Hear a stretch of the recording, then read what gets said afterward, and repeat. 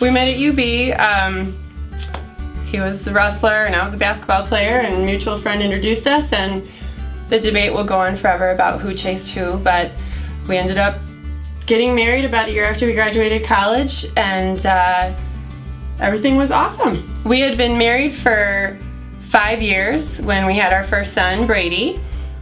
Shortly after he was born, we decided that I wanted to stay at home full time, and we had a whole plan put together, 5-year plan, and the order that we had it all figured out. And we had originally planned on me leaving my job and finding a job that was more family friendly, but what ended up happening was that we ended up moving to Delavan, buying a new home, and Lisette quit working to stay home with Brady. We took about a 60% pay cut combined to make that happen. So it was about a year after we closed on our home that we received information from the bank that there was a mistake made with our taxes. You know, and basically our mortgage was gonna almost double. As it was, when we went to make the huge lifestyle adjustment for me to stay home and for Ben to get a new job, it was to the penny tight, and we didn't know how we were gonna make it work, if it was gonna work, how are we gonna be able to stay in our house that we really felt God had laid out for us, this house for us to be in. When we received that information, it was really the beginning of a very difficult time in our marriage where the wheels really started falling off. A few months later that we found out we were pregnant with our second child. It was actually 2 days before Father's Day. The next day I was actually working on my uncle's deck. I was there all day working, and then on my drive home from his place I was involved in an accident with a motorcyclist, and I received a DWI. I remember when he called, he gave me a real brief rundown of what had happened, and I said, "Are you okay?" And he said, "Well, I'm okay, but everything's not okay." And that couldn't have been more true. We started dealing with the ramifications of his accident, having to get attorneys and all sorts of things, and just shortly after that, at a standard prenatal appointment where they do a sonogram early on at about 8 weeks, we found out that there was a cyst growing on my ovary, right along with the baby. It grew to about 22 centimeters in a matter of a month. We were Which 22 centimeters is approximately the size of a cantaloupe. So we were going through all sorts of doctor's appointments. We had to go see an oncologist because we weren't sure, we would have to be tested for cancer as well. The decision was made that while I was 14 weeks pregnant, I would have to have a surgery while I was pregnant with Evan to have the cyst removed. So it involved a major abdominal surgery, which was worse than any C-section recovery or anything else you could ever imagine. And in the midst of all this stress, we have our little toddler, and we're dealing with Ben's accident. Dealing with the ramifications, not only the guilt and the legal ramifications, but the financial burden. Also going through the concern that at the time that it happened, a man was injured severely, and the way that the laws are written, if that happens and you're drinking or have a DWI, it's automatic jail term. Throughout that whole thing, Lisette was my rock. Lisette and this church. I can remember there was one time that Lisette and I, we got a call from the elders and pastors to come and meet with them, and they just wanted to pray with us, and I was really, I wasn't forgiving myself, which, I was guilty. My wife had every right to condemn me and to walk away from me, but she stood by my side. And the same thing with this church. They lifted me up, because I know if it wasn't for my wife and this church, I don't know, my family too, but I don't know where I would be. Certainly had some stressful times, and thankfully he gave me license to vent occasionally, and that was my way of getting over things and working through it as well. And it did take me a little while to be able to really tell him that I forgave him for what had happened, because it was was big ramifications. It affected us in a lot of ways, and it was difficult. But I wanted him to know that I had his back.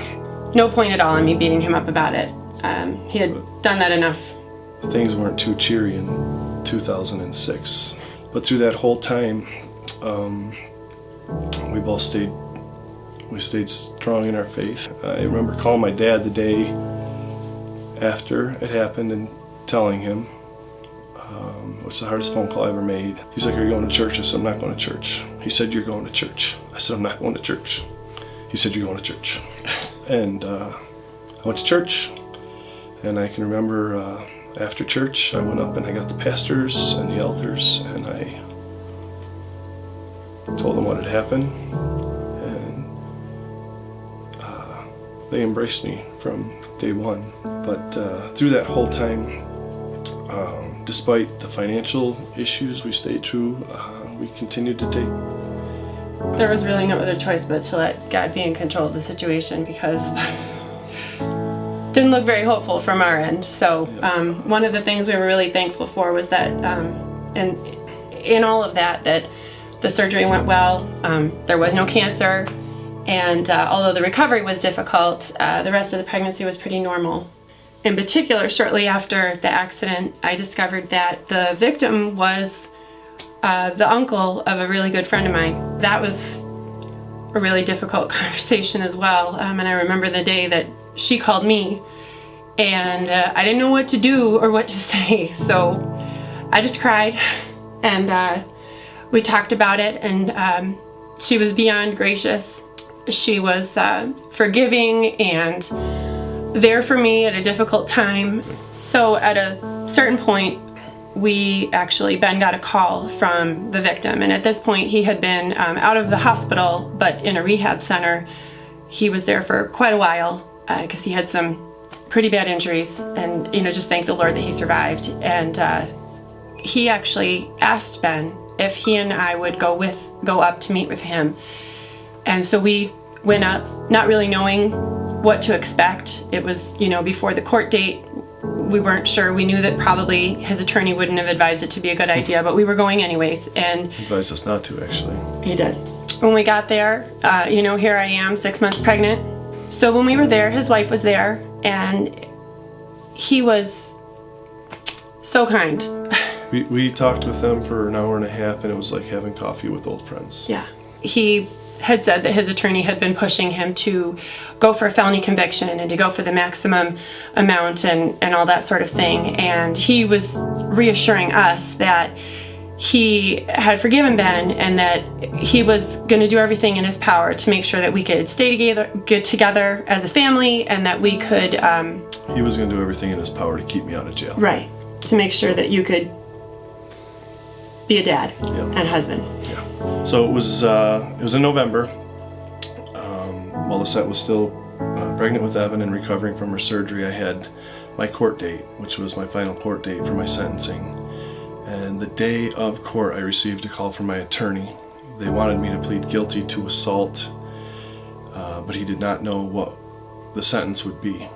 It was still up in the air, and I didn't want to plead guilty to assault. I had strived my entire life not to hurt anyone, and didn't know if I was going to lose my license, which would mean losing my job.